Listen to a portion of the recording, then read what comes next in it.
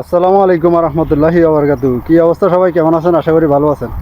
আমাদের নিজেদের খামারের হাঁস মুরগির জন্য একটা সুইমিং পুল বানাইতেছি, নিজেরাই বানাইতেছি। তো অবশ্যই কেমন লাগলো জানাবেন।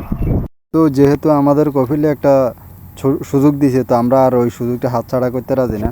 তো আমাদের বাগানের মাঝখান থেকে আমরা বালুগুলা সংগ্রহ করলাম। তো বালুগুলা নিয়ে আসার পরে যেখানে আমরা সুইমিং পুল বানাবো ওই জায়গাতে বালুগুলা রাখলাম। রাখার পরে চারিদিকে জায়গা করে দিয়ে এরপরে মাঝখানে আমরা সিমেন্ট দিব। তো ওই জন্য বালুগুলা মাঝখানে খালি করে নিলাম।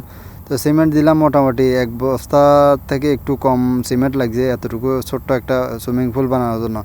তো কেয়ার করার নিজে আবার মিক্স করতেছি, কিন্তু আমার আগের কোনো অভিজ্ঞতা নাই যে এই সুইমিং পুল বানানোর বা রাজমিস্ত্রির কাজের আগের পূর্বর কোনো অভিজ্ঞতা নাই। তো এরপরও চেষ্টা করতেছি নিজে নিজে করার জন্য।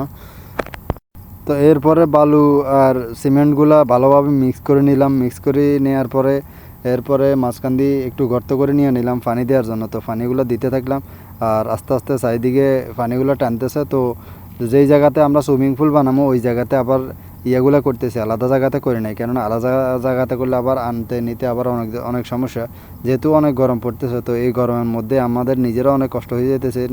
কফিলের কাজ শেষ করে আমরা তো আবার ওখানে আসা লাগে। তো এই হাঁসগুলো দেখতেছেন, হাঁসগুলোর জন্য একটা সুইমিং পুল বানাইতেছি। এখানে সবসময় যদি পানি রাখি কলা গাছগুলো নষ্ট হয়ে যাবে। তো সবগুলো রেডি হয়ে গেল মোটামুটি। কয়েকটা আমরা বলি, দেশে বলে ইট আর এখানে বলে তাবুক। তো এই তাবুক মোটামুটি 2-3টা অলরেডি লাগানো হয়ে গেছে। তো একটা তাবুক আলগে আনতে অনেক কষ্ট হয়। আমাদের দেশে 10টা ইটের থেকেও একটা তাবুকের ওজন অনেক বেশি। তো মোটামুটি 8-10টা তাবুক লাগছে চারিদিক দিয়ে এই সুইমিং পুল বানানোর জন্য। যদিও তাবুকগুলো বেশি দূর থেকে আনা লাগে না। তো আমাদের যে জায়গাতে সুইমিং পুল বানাইতেছে ওই জায়গার আশেপাশে এই তাবুকগুলো মোটামুটি পাওয়া গেছে, আমাদের বেশি কষ্ট করা লাগে নাই আল্লাহর রহমতে। তো তাবুকগুলো একটা একটা করে মোটামুটি লাগাইতেছি আর মশলা দিয়ে তাবুকগুলো লাগাইতেছি। তো কি আর করার, নিজের কাজগুলো তো নিজে করা লাগবে। যেহেতু অন্য দিয়ে যদি করা লাগে তাহলে আমাদের একদিনের হাজিরা তো একজনের 2-3 ঘন্টার মধ্যে নিয়ে চলে যাবে। তো আর কি করার, দুই ভাই মিললাম মোটামুটি একটা সুইমিং পুল বানানোর কাজে লেগে গেলাম। তো মোটামুটি তাবুক লাগানো হয়ে গেছে, এখন চারিদিক দিয়ে মোটামুটি মশলা দিয়ে প্লাস্টার করতেছি। তবে এই কাজগুলো আমার থেকে আগে অনেক সহজ মনে হয়েছিল, কিন্তু ওই একদিন এই ছোট্ট একটা সুইমিং পুল বানানোর জন্য যতটুকু না কষ্ট হয়েছে, ঠিক আছে, তখন আমি বুঝতে পারছি যে আসলে এই কাজগুলো অনেক কষ্ট। এই কাজগুলোতে অনেক টাকা, ঠিক আছে, কিন্তু কষ্টটাও ওরকম।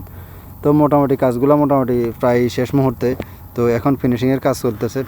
আমি কখনো রাজমিস্ত্রির কাজ করি না আগে। তো মোটামুটি যতটুকু হয়েছে, তো কেমন হয়েছে অবশ্যই জানাবেন। আপনারা তো দেখলেন যে আসলে সুইমিং পুলটা বানাইলাম কেমন হলো। তো ঠিক আছে, ভালো থাকেন। ওকে, আল্লাহ হাফেজ। আসসালামু আলাইকুম রহমতুল্লাহ বরকাত।